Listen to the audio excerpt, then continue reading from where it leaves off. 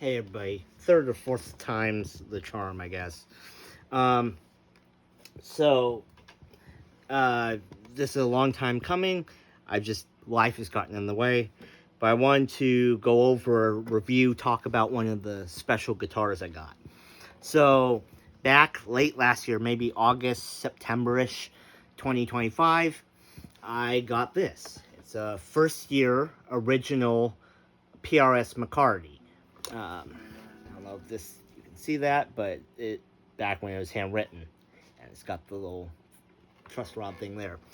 So basically, what happened was I saw the guy list this on Craigslist back in 2024. I think probably about 8 to 12 months before I got it. Like he had it like late 2024, early 2025 listed it. We were in talks to trade it. I was going to trade my Gretsch Tennessee Rose and my Gibson Greenie Les Paul for it. There was still like unsureness by both him and me on our ends about we wanted to do the trade. We were in contact, exchanging texts, and then I noticed he had pulled it from Craigslist, and I asked him about it, and he said he kind of wanted to hold on to it, either try to sell it himself or just hold on to it. Fast forward to late last year, I saw it relisted, reached out to him, asked him if he was the same guy that I'd been talking to. He said yes. We kind of talked a little bit more. Told him I didn't have the Les Paul, the Greenie, but I told him I did have, like, I still have the Gretsch, and I had the American Silver Sky. At that time, it was the polar blue with the rosewood board. Initially, he thought about it, and he goes, I'm just probably going to try to sell it or something like that, or see what's out there a little bit more. So, okay. Then, after maybe 24 hours, him and hiding it, he kind of reached back out to me. He goes, hey, are you still interested in the guitar? I said, yeah. I said, oh, yeah, I'm very interested. He goes, I'll do the trade with you. He goes, I would rather it go to someone who will play with and appreciate the guitar rather than just, hanging on a wall in a guitar store to be sold by someone, So we agreed to meet up. I went to his place up in Roseville or Rockland, I think it was, and we made the trade. I thought it'd just be like a half hour. I go in, test it, see how it sounds, see how it feels, plays, looks, and walk out with it. We ended up talking for about 2.5 hours, just playing guitars, trading guitar stories, talking about guitar, music, bands, stuff like that. And I walked away with this beauty. So when these guitars first came out, they came out with the Dragon pickups. This one actually has the McCarty pickups. I think the first iterations, and they came stock. They weren't like he didn't have them put in aftermarket. These actually came with it. The only thing I did was I added the newer knobs, the lampshade knobs. The original ones I still have in the hard case. So why don't we go ahead and just get some tones. The clean tones will be out of a Vox AC4 TV Mini, and then the distorted edge of breakup tones are going to be out of this guy, which I just got in another trade yesterday. It's that's the PRS Hendrix 20 amp with a Archon 70 watt cab. So that's going to be the distorted tones. So anyway, let's do this. So this will be on the neck pickup.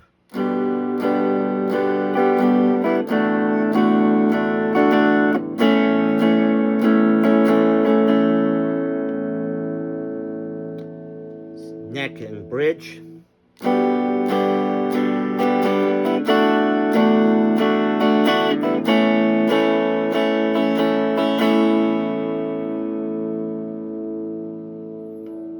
Let's go to bridge.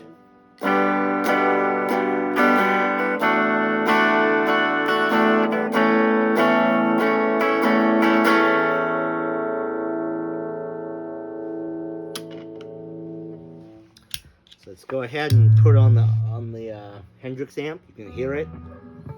This is the neck pickup.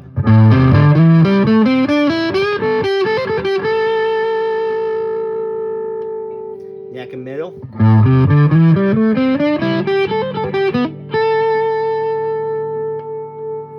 Bridge.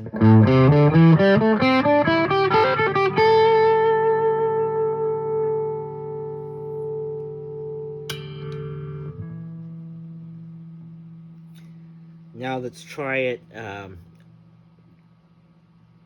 with on the neck pickup with the tone rolled all the way off. That woman tone.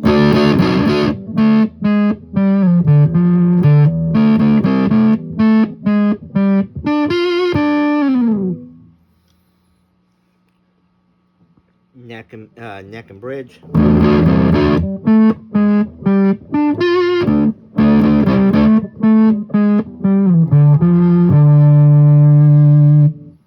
Let's go to bridge.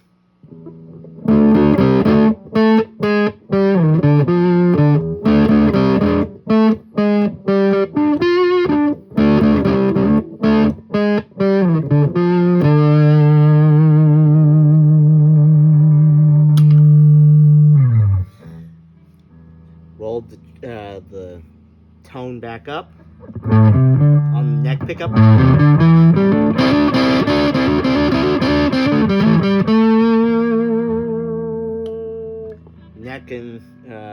Neck and bridge.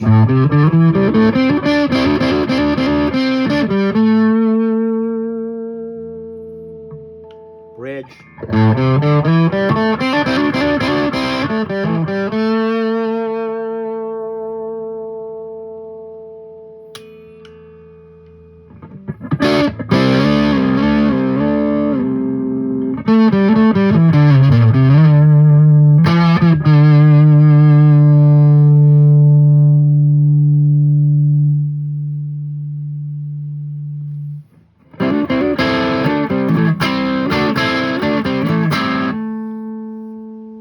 So that's basically the guitar's tones.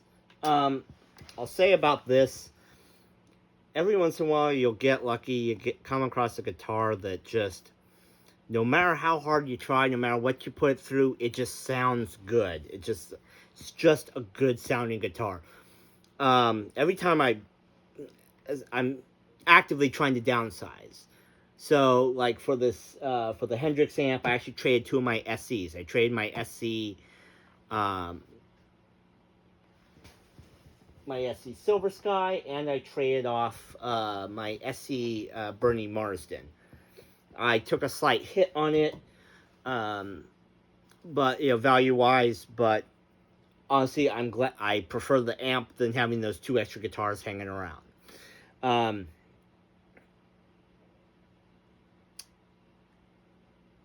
I don't regret trading the Gretsch and the Silver Sky. Although I miss the Gretsch, this is one of those forever guitars. This is one of those guitars that just, like I said, no matter what I put this thing in, no matter how I set it up, it just does not sound bad. I have yet to find it sounding bad. I keep thinking, well, maybe I'll sell this, I'll pick it up, I'll plug it into an amp, and it's just, I'm like, it just sounds too good. I'm like, okay, I'm going to sell off something. I'm like, I got to sell something else off then. So, this is just one of those guitars that's just going to be one of my forever guitars. It's just not going away. I fell in love with it. I'm very happy. No regrets getting it. It's definitely a keeper. So, I know it's better late than never, but yeah, here's my video on this. I do have the Swamp Ash special I've got to do. Maybe I'll do it tonight. Maybe I'll do another night. But and some point I will do a video on this amp. But it's going to take me a little while to kind of work on it, to work through it, to try to figure out the nuances. It's got the little mini switches. There's still a lot I need to work through it with and try to set it up to where it's got my perfect tone, etc. So, once I basically get down to where I'm comfortable talking about the amp, then maybe I'll do a review or something on it. But I'll say this is my second PRS amp. The other one being my son's, one of the original Sons, one of the first the original run Sonzeras, not one of the newer ones. I fell in love with that amp. It's such a wonderful amp. It's definitely my favorite. But this PRS Hendrix amp is just killing it. This, as you heard, it just sounds good.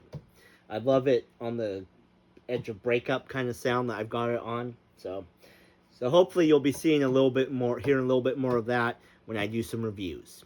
All right, that's it for now. Thank you.